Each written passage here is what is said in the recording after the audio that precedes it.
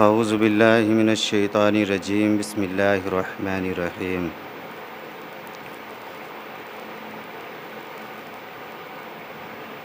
اقیم الصلاۃ لذکری صدق اللہ العلی العظیم۔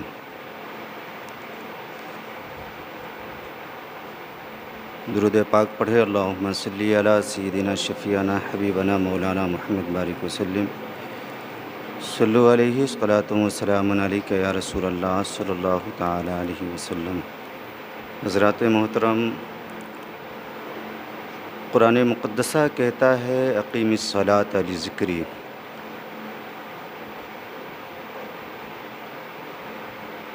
کہ مجھے یاد کرنے کے لیے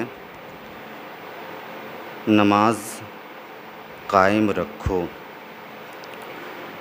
رب قدیر فرماتا ہے کہ میری یاد کے لیے، مجھے یاد کرنے کے لیے نماز قائم رکھو۔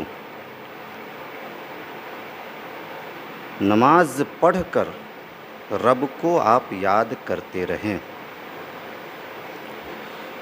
یقیناً جب ہم نماز میں آتے ہیں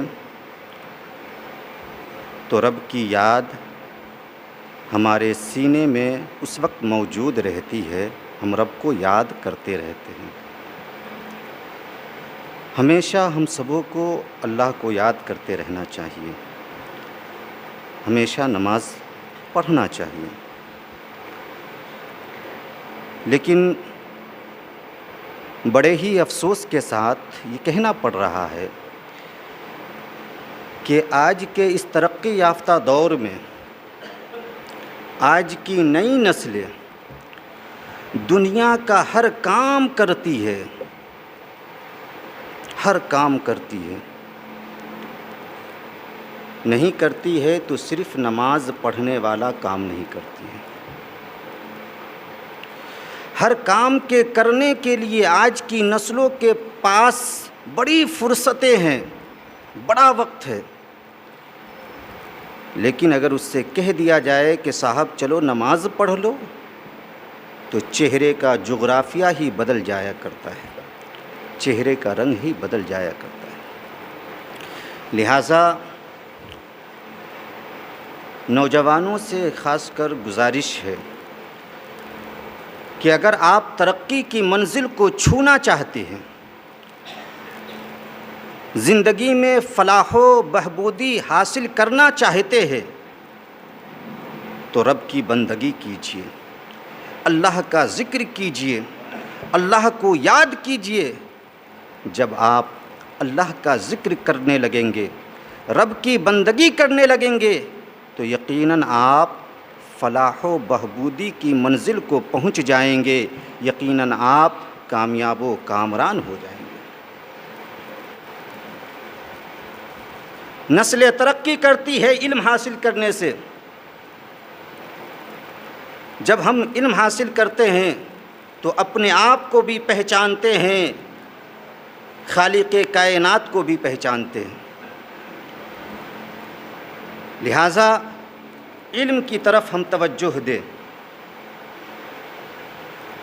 اور میں یہ دعا کرتا ہوں رب سے کہ مولا جب ہمارے نوجوانوں کو، ہمارے مسلمانوں کو مال دے تو ساتھ میں علم کی دولت سے بھی نوازے اور عقل کی دولت سے بھی نوازے۔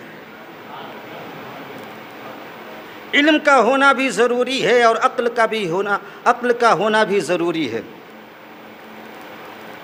کیونکہ جو عقل مند ہوتے ہیں وہ بولنے سے پہلے سوچا کرتے ہیں کہ جو میں بول رہا ہوں اس کا کیا فائدہ ہونے والا ہے، کیا نقصان ہونے والا ہے۔ تو عقل مند لوگ بولنے سے پہلے سوچا کرتے ہیں، اور بے وقوف لوگ بولنے کے بعد سوچا کرتے ہیں۔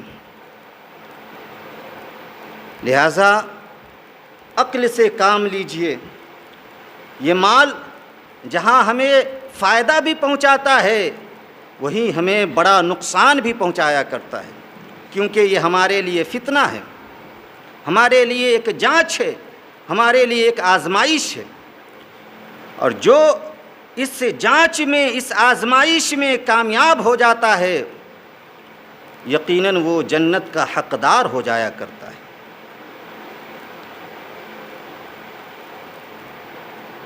آپ دیکھیں کہ حضرت ابو بکر صدیق رضی اللہ تعالیٰ عنہ سے بھی بڑا کوئی مالدار تھا۔ آپ کی سخاوت دیکھیں کہ جس وقت آپ اسلام قبول کیے آپ کے پاس 40,000 درہم موجود تھا، جس میں سے آپ نے 35,000 درہم مکہ شریف میں ہی اسلام اور بانی اسلام کی مدد کے لیے قربان کر دیا۔ بچے 5,000 درہم تو اسے آپ مدینہ شریف پہنچنے کے بعد اسلام اور بانی اسلام کے اوپر خرچ کر دیا۔ آپ کیسے مالدار تھے جو اپنے مالوں کو دین کے کام کے لیے کس ذوق و شوق کے ساتھ خرچ کیا کرتے تھے۔ ایک مرتبہ تو آپ اپنے گھر کا سارا ساز و سامان اٹھا کر نبی کی بارگاہ میں پیش کر دیا، یعنی راہ خدا میں خرچ کر دیا، یہاں تک کہ جسم کے کپڑے بھی، کوئی کپڑا پہننے کو نہیں تھا، گھر میں صرف ایک کملی تھی، آپ اسے اوڑھ کر گھر میں بیٹھ گئے، جس میں بٹن بھی نہیں تھا، بٹن کی جگہ پر ببول کے کانٹے آپ لگا لیے۔ اب دیکھیں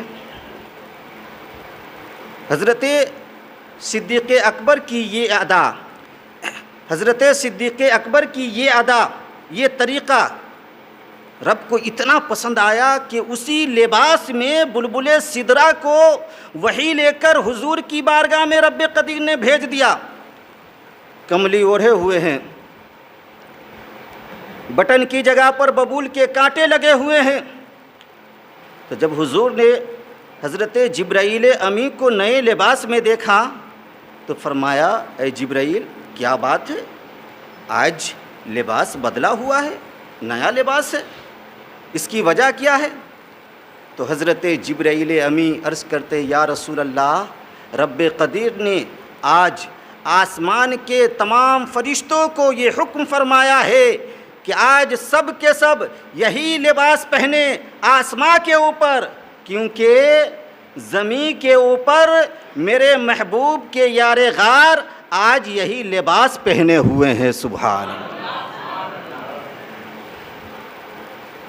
کیسے سخی تھے جو اپنا مال کثرت کے ساتھ راہ خدا میں خرچ کیا کرتے تھے۔ لہٰذا ایمانی عقل اور اسلامی فہم کی روشنی میں سوچنے اور سمجھنے کی ضرورت ہے کہ ہمیں کیا کرنا ہے اور کیا نہیں کرنا ہے، کیا کریں گے جس سے ہمیں بھلائی حاصل ہوگی، کیا کریں گے جس سے ہمیں نقصان اٹھانا پڑے گا۔ لہٰذا وہ کام کیجئے جس سے بھلائی حاصل ہو، جس سے سلامتی حاصل ہو۔